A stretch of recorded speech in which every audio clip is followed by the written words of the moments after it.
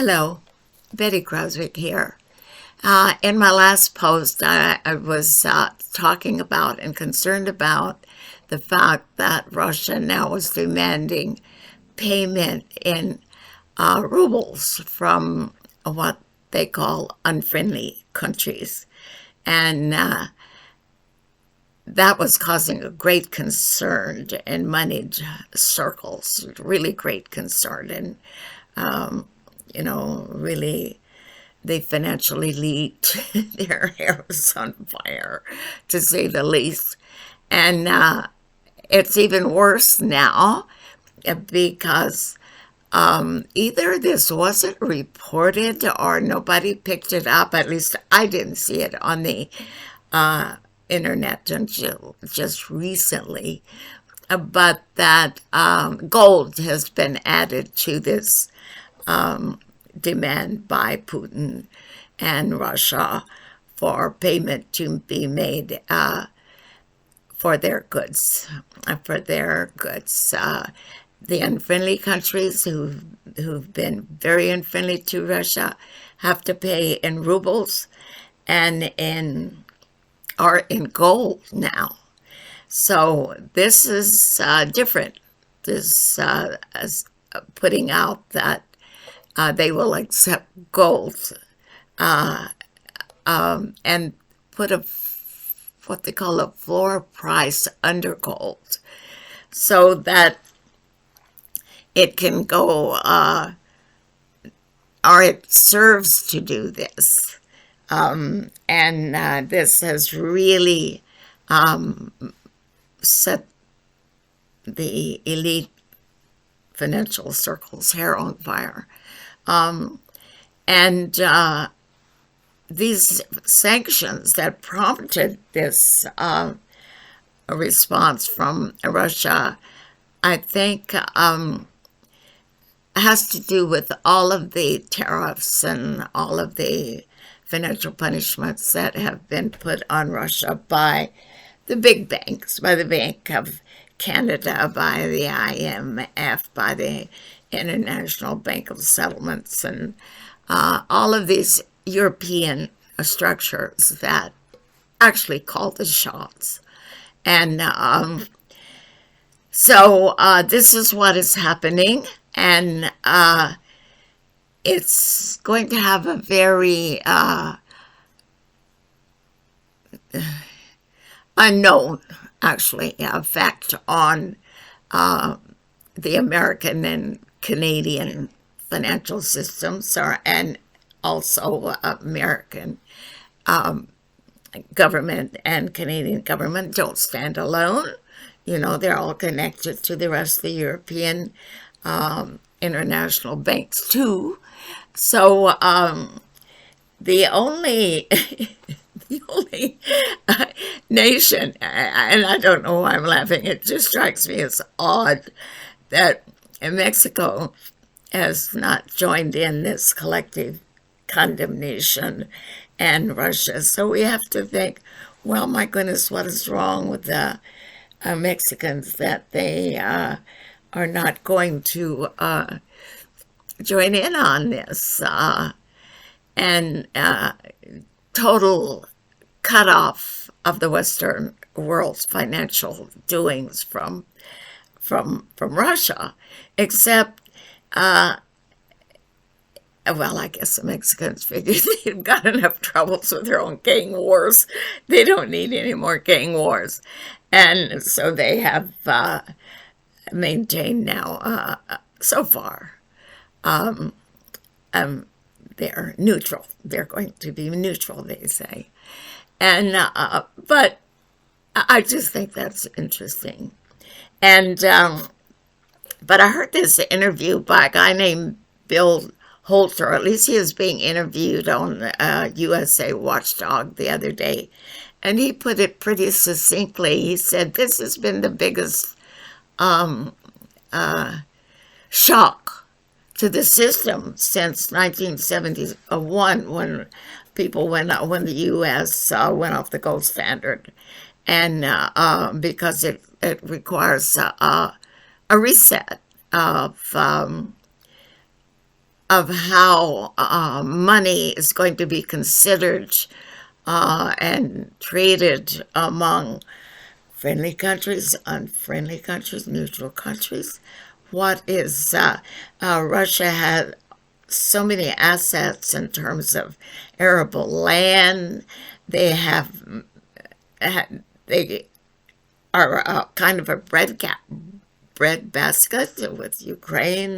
They have all the different minerals that the culture needs, the society needs to have all kinds of electronic goodies, medical, the new inventions of the medical world that need all of these materials, and it looks like that, or I think now that Russia has done this with oil, that they are certainly going to do it with the rest of their materials. They're just adding on, will be a process of adding on. And, or at least I heard this interesting, or read this interesting article by a guy named Bill Holter, who's supposed to be a, pretty good financial wizard, whatever. The internet is full of them, but I thought this was kind of interesting, where he says that this is different, but because back when the United States got aggravated with countries that wouldn't do what they wanted them to do, for instance, Libya and the other countries that were looking at gold as a way to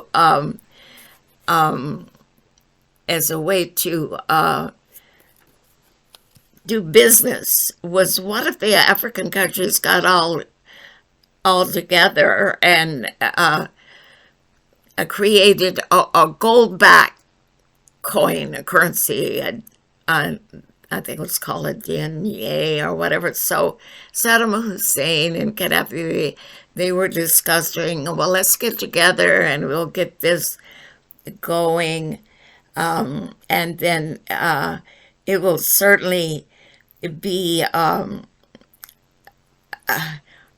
something that we can do. They thought they could do. Excuse me. But they found out they couldn't do it. The United States didn't like it at all, not one bit. So they went over there and they killed these troublemakers, and they stole their gold, and they ruined their country, and that was that. That ended in talk of a gold-backed currency, and because that really, really threatened the petrodollar. And but the United States and NATO, they can't just do to Russia what they did to Iraq and Libya. They can't just storm their country and drop all the bombs, bomb it all to hell, and then kill these leaders and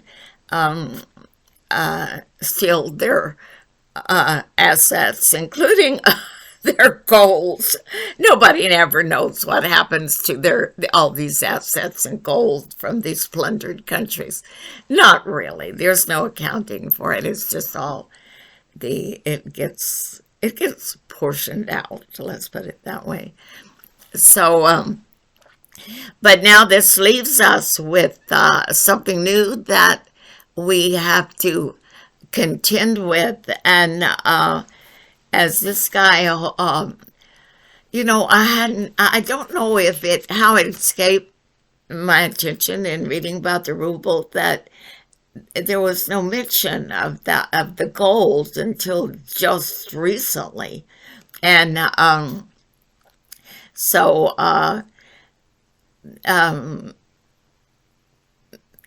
and what he says about Russia is that they are not provoking war and they are not provoking the West, but they have created a currency war between the ruble and the dollar.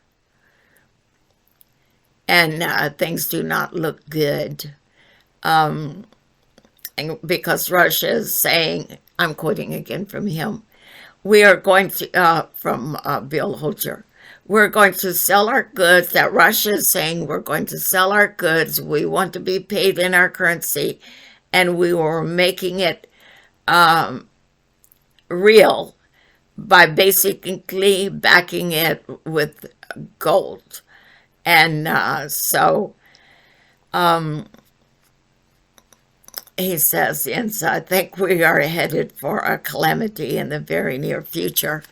Well, it certainly is a war that's going on between the United States and all the Western countries and some of the Near Eastern. And it's what it said. It doesn't look good. But nevertheless, we're here. We have to deal with whatever comes. And it's good to know that the immediate future, because of Russia's actions here, are not going to make it any easier. But there was an interesting comment down at the end of this article that I want to read to you. It's just a line long. And it's one of the comments from the readers is, and clever Putin forced a reset upon the globalists before they were able to impose their own reset upon the world.